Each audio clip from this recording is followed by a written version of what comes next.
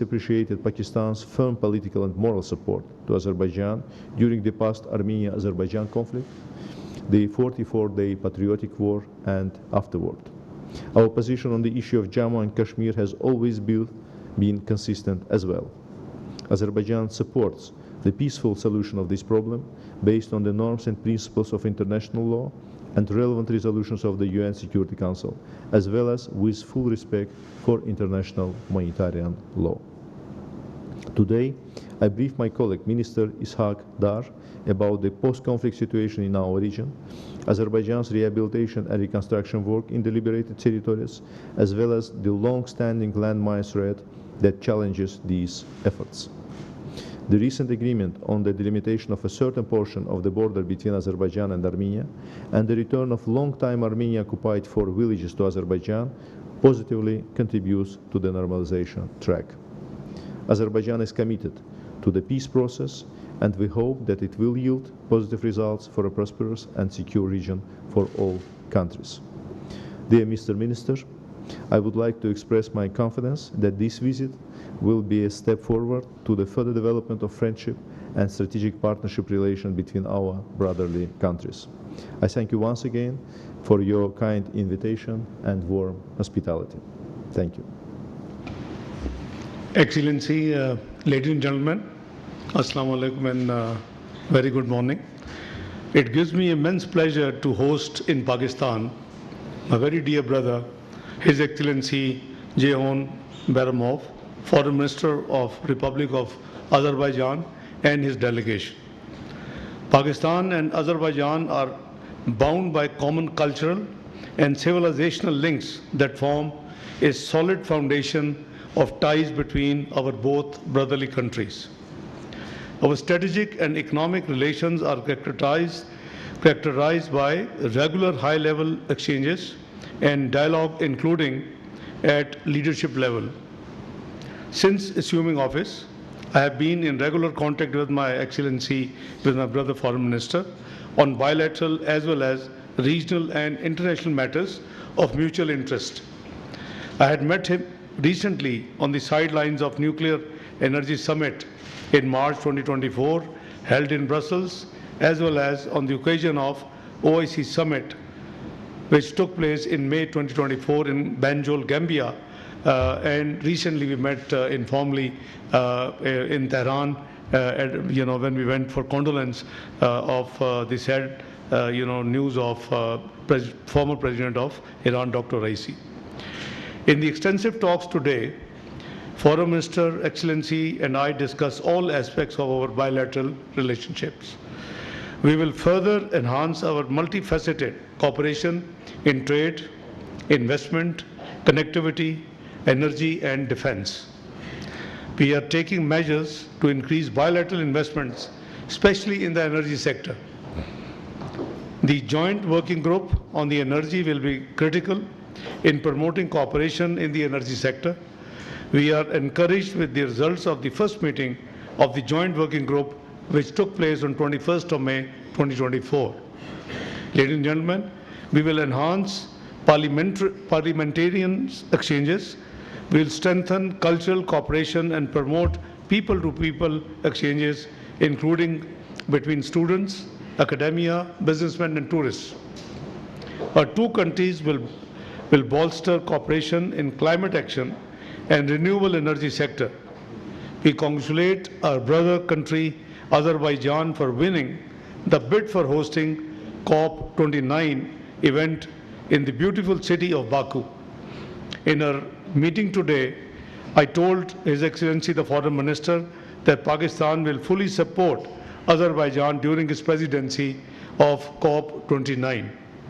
We also discussed our cooperation at multilateral fora and regional and global developments, including the concerning developments in Gaza. Both our countries are firm supporters of multilateralism and to uphold the international law. Pakistan and Azerbaijan have a long history of collaboration at multilateral fora.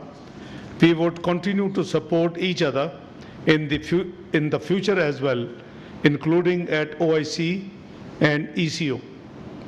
We appreciate Azerbaijan for its consistent and principled stance on the Jammu and Kashmir dispute as a valued member of OIC Contact Group on Kashmir. Azerbaijan's stance is based on internationally recognized principles of sovereignty and territorial integrity in accordance with the United Nations and Organization of Islamic Countries resolutions. Pakistan has always stood for the sovereignty and territorial integrity of Azerbaijan. Pakistan considers Karabakh as the sovereign territory of the Republic of Azerbaijan. We congratulate Azerbaijan on restoring its sovereignty on Karabakh. Pakistan appreciates and commits fully support to Azerbaijan peace efforts and dialogue process for normalization. Excellency, thank you again for coming to Islamabad. I look forward to working closely with you to strengthen our bilateral relations for prosperity and benefit of our both countries, and also take this opportunity for your great support for our candidature as the non-permanent member of the United Nations Security Council for the election which is going to be held on 6th of June next month. So thank you again. You're very kind, and God bless you. We'll go to the Q&A. We'll begin with Ms. Nimra Ahmed from PTV. Thank you, Madam. Namra Suhail from Pakistan Television. My question is to Excellency Mr. Can you hear me now? आवाज नहीं आ रही sir देखो यार ठीक जी please go ahead Sir, my question is to you. Mr. Foreign Minister, you've made your statement about extensive statement on government-to-government contacts between the two brotherly countries. My question to you is, what about what are we doing to promote people-to-people exchanges between the two brotherly countries of Pakistan and Azerbaijan? Well, there are different levels of engagements. Parliamentarians exchanges are there. I think in June next month, the Speaker of the National Assembly would be visiting Azerbaijan. The students-to-students exchanges are already there. We have a number of students which study in Azerbaijan, particularly in Baku, and that includes medical students. On the tourist side, Azerbaijan had around 55,000 Pakistani visitors last year in 2023. So you see, government-to-government agenda is always different, G2G. B2B agenda is also very relevant. And we have already discussed how to enhance our trade volume, how to upgrade our economic connectivity and our economic cooperation.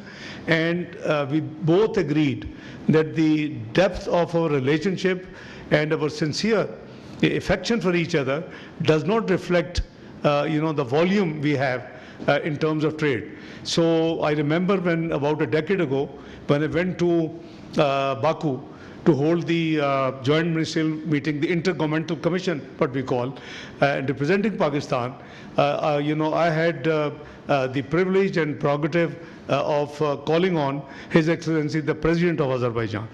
And I had requested and flagged that there is a great scope of rice exports from Pakistan to Azerbaijan. And I was thrilled when I got the news that His Excellency the President waived the duty, import duty in Azerbaijan of Pakistani rice. Now it is up to our own people, the private sector, the business community, the Rice Export Association of Pakistan to take initiative, avail this great economic benefit. So you see there is a long agenda we have. We are going to work together, and I have requested my brother, although I am in foreign affairs, but we both have to handhold the business community and increase the volume of business. So we are on it, both of us.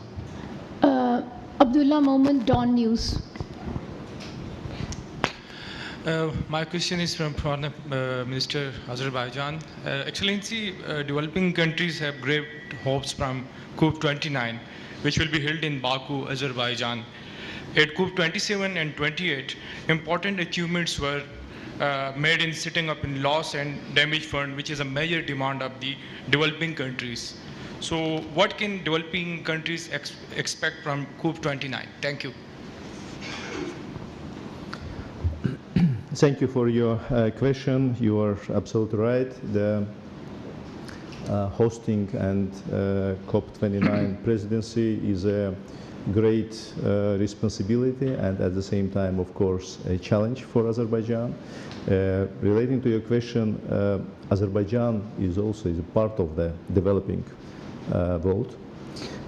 We very well understand, of course, the challenges of developing world. We were the very strong advocates of global South interest during 4 years of our chairmanship in non-aligned movement. But at the same time, we also should take into account that the COP presidency has, some specific. Your role as a COP president is to navigate among 198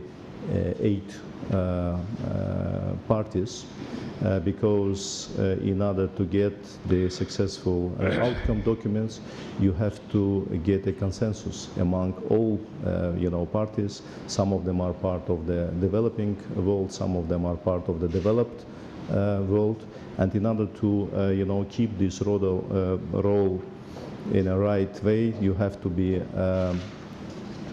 inclusive, you have to be neutral and transparent. At the same time, we believe that the Azerbaijani co-presidency, this is a great, let's say, news and opportunities for the developing countries, because, as I said, we very well understand the challenges of developing countries, and of course, all of them has their own challenges. We are very well aware about the challenges of Pakistan. I mean, from a climate change point of view, we remember the recent devastating flood in Pakistan, and from this perspective, of course, Azerbaijan will do its best. So there is the outcome documents provide, let's say, necessary resources. I mean, both financial resources in order to tackle these challenges for the developing countries, including Pakistan, in order to help to, let's say, to promote adaptation needs of these countries, early warning systems create, and other means of support, meaning both technical and training capacities in the relevant, let's say, areas. And at the same time, of course, we are hopeful that Pakistan will also help us in terms of, during the negotiation processes, so that the Baku COP will be the really true, the really success story. I just add a few words to what my Excellency brother said. I have flagged to my brother and to his delegation, the situation of Pakistan vis-a-vis climate change. Our emissions are less than 1%, and we are one of the most 7 vulnerable countries on the globe vis-a-vis climate change. I have also flagged to my dear brother that the flash floods 2022 caused $34 billion worth of losses to Pakistan, unfortunately. This was worked out not by Pakistan alone, but UNDP, Asian Development Bank, EU, World Bank, etc. So you see the deal with this, this menace, I would call, the climate change issues, you need climate finance. And we both agreed that we should work very hard. As Azerbaijan has the chair and presidency, we should try to mobilize the resources. It's easy to say that climate change affected countries should go for what they call 4RF based constructions and rehabilitation and resilient particularly, but it needs money, it needs finances, huge finances.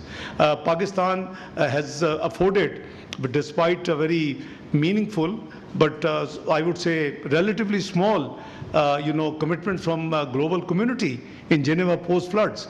We are still, looking after and taking care of all those, post-climate works and reconstruction, rehabilitation work. So, what we need is that on climate change, a subject, we should all get together, particularly the developing countries, and make sure that a very robust fund is available. The multilateral development institutions are there in case of, God forbid, this calamity. I'm not talking only Pakistan. Anybody who suffers because of the climate change, I think it is a fair expectation from the developing countries and suffering country particularly to have all other countries, particularly those who contribute more in this emission business, to contribute financially so that to take care of the problem, financial problem at least,